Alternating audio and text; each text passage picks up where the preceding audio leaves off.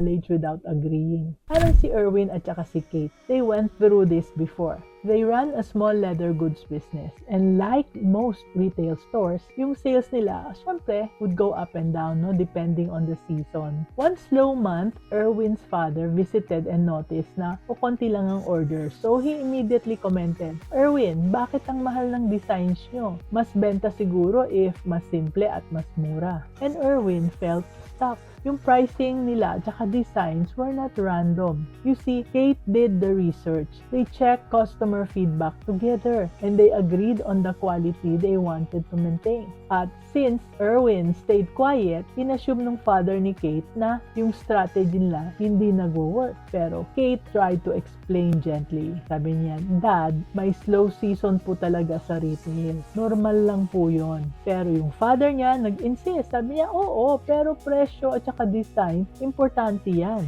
And that's when Erwin and Kate realized they needed a better way to respond. So Erwin decided to answer calmly. Sabi niya, "Oo, naintindihan ko, Dad. Tama ka. Importante ang pricing at saka design. Kate and I studied our market carefully together." Tapos, hindi pa rin nakontento si Dad. Sabi niya, "Baka mas okay if you adjust your approach." Nako, ang kulit, di ba? So Erwin smiled and said, "Thank you, Dad. Monitor naman namin ang numbers namin together." He heard the concern, but he did not let it control their plans. Kate did the same with her own family. When they questioned Erwin's decisions, she simply said, "I hear you. Pinag-uusapan namin yan ni Erwin." And they continued running their business the way they planned. Lesson, anak. Acknowledge family concern and thank them. But always protect each other and your joint decisions. Kaya anak, focus and be business-minded, Pinoy.